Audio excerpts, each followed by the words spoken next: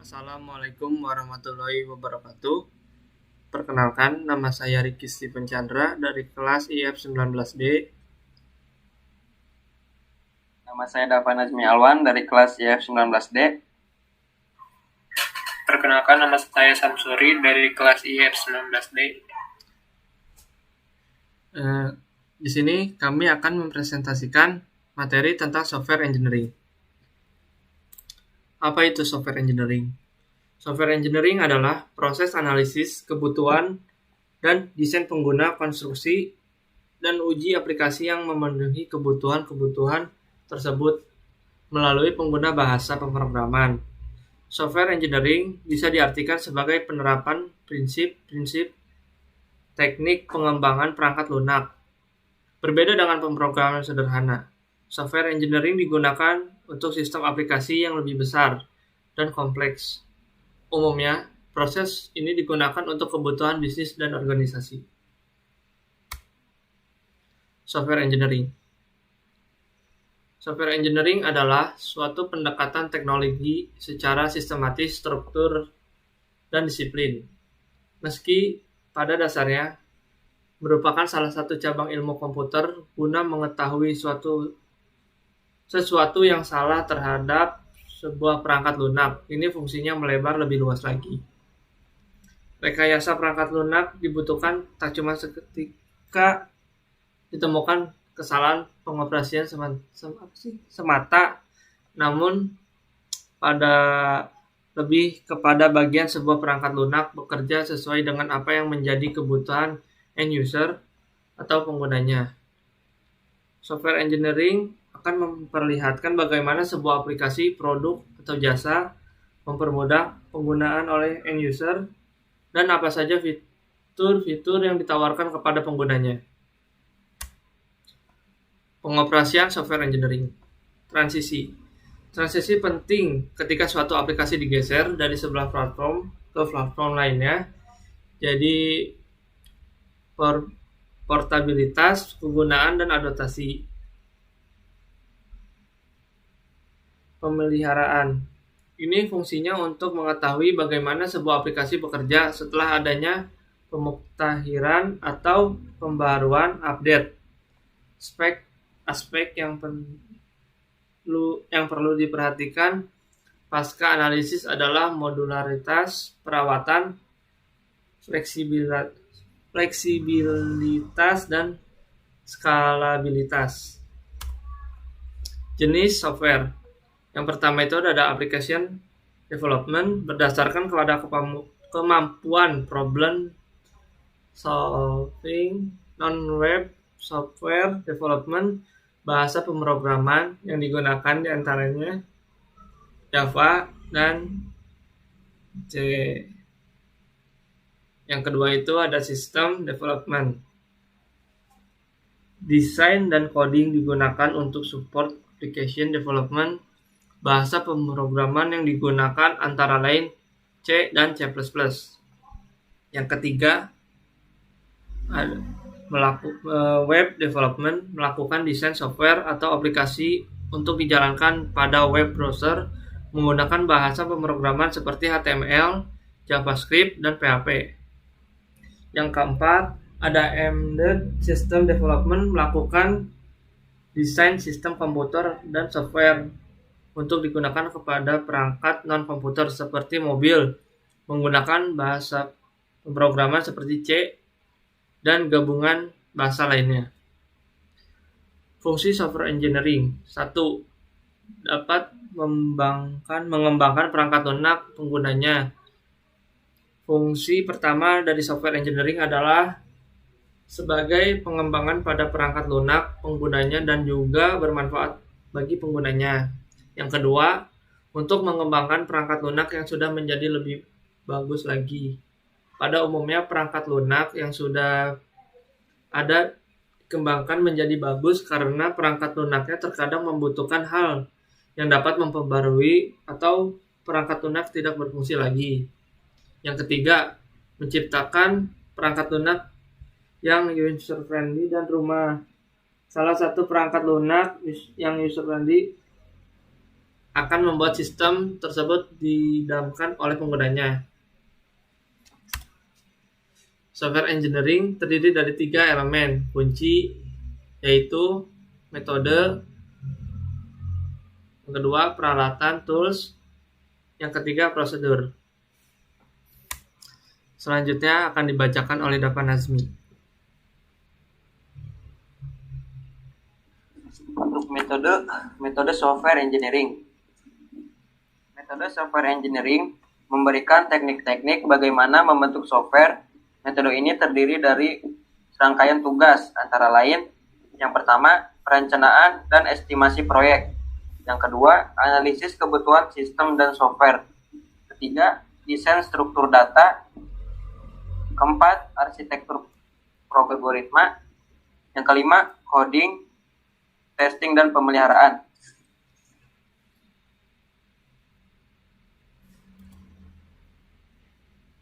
B.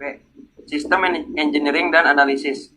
Karena software merupakan bagian terbesar dari sistem, maka pekerjaan dimulai dengan cara menerapkan kebutuhan semua elemen sistem dan mengalokasikan sebagai kebutuhan tersebut ke software. Pandangan terhadap sistem adalah penting, terutama pada saat software harus berhubungan dengan elemen lain seperti hardware, software, dan database. C. Analisis kebutuhan software. Suatu proses pengumpulan kebutuhan software untuk mengerti sifat-sifat program yang dibentuk software engineering atau analisis harus mengerti fungsi software yang diinginkan, performance, dan interface terhadap elemen lainnya. Hasil dari analisis ini didokumentasikan dan direview, dibahas, ditinjau bersama-sama customer.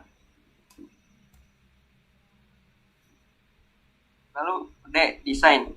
Desain software sesungguhnya adalah proses multi-step atau proses yang terdiri dari banyak langkah yang memfokuskan pada 3 atribut program yang berbeda, yaitu yang pertama struktur data, arsitektur software, rincian prosedur. Proses desain menerjemahkan kebutuhan ke dalam representasi software yang dapat diukur kualitasnya sebelum mulai coding. Hasil dari desain ini didokumentasikan dan menjadi bagian dari konfigurasi software.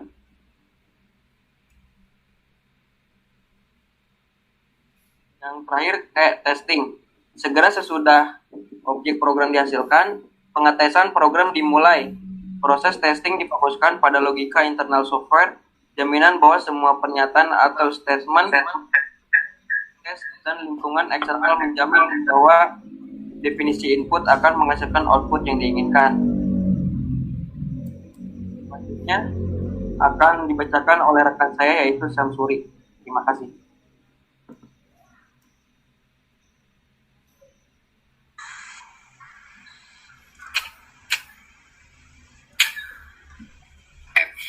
Coding. Desain harus diterjemahkan ke dalam bentuk yang dapat dibaca oleh mesin. G. Maintenance. Software mengalami error. Software harus diadaptasi untuk menyelesaikan dengan lingkungan eksternal, sistem operasi baru atau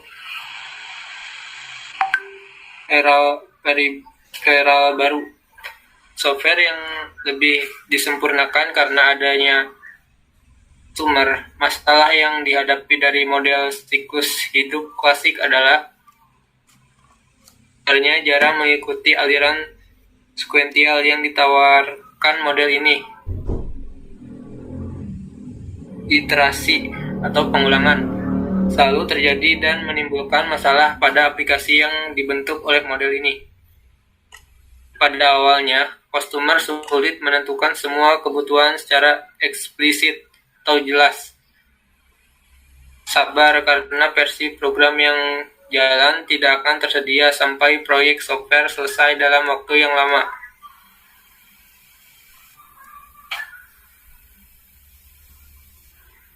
Model atau paradigma software engineering, 3 metode yang secara luas dipergunakan, yaitu engineering dan analisis. Yang kedua, analisis kebutuhan software. Yang ketiga, desain.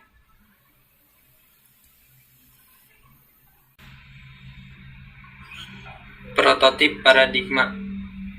Seringkali seorang customer sulit menentukan input yang lebih terinci, proses yang diinginkan, dan output yang diharapkan. Tentu saja ini menyebabkan developer tidak yakin dengan efisiensi algoritma yang dibuatnya. Sulit menyesuaikan sistem operasi.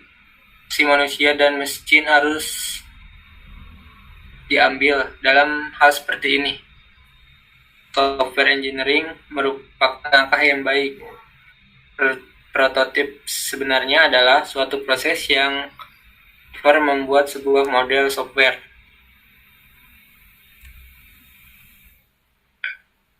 Ada dua bentuk dari model ini, yaitu prototip dan working prototype.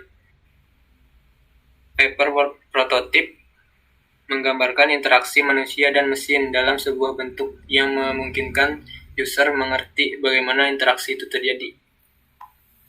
Prototip adalah prototip yang mengimplementasikan beberapa bagian dari fungsi software yang diinginkan, seperti pada pendekatan pengembangan software. Model ini dimulai dengan kebutuhan developer dan customer, menentukan semua tujuan software, mengidentifikasi kebutuhan-kebutuhan yang diketahui.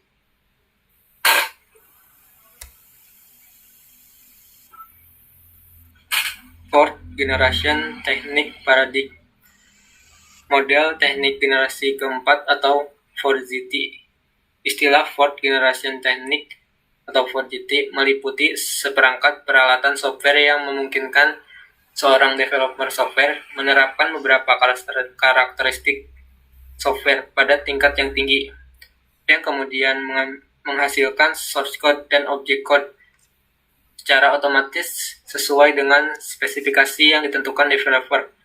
Saat ini peralatan atau tools 4GT adalah bahasa non-prosedur untuk database query, pembentukan laporan atau report generation, manipulasi data, definisi dan interaksi layar atau screen, pembentukan objek dan source atau object and source generation, kemampuan grafik yang tinggi, dan kemampuan spreadsheet.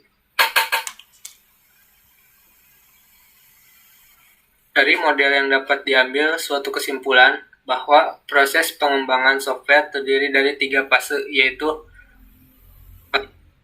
kedua fase pengembangan atau development, ketiga fase pemeliharaan atau maintenance.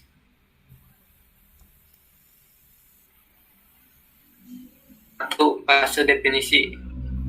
Mengidentifikasi informasi apa yang dikerjakan proses, fungsi dan performance apa yang diinginkan, interface apa yang dibutuhkan, hambatan desain apa yang ada, dan kriteria validasi apa yang dibutuhkan untuk menetapkan keberhasilan sistem. Selanjutnya akan dibacakan oleh Dapan Najmi. Yang kedua, fase pengembangan. Fase pengembangan berfokus pada how. Selama pengembangan, developer software berusaha menjelaskan bagaimana struktur, data, dan arsitektur software yang didesain, bagaimana rincian prosedur diimplementasikan atau diterapkan, bagaimana desain diterjemahkan ke dalam bahasa pemrograman atau bahasa non-prosedur, dan yang terakhir, bagaimana pengetesan akan dilaksanakan.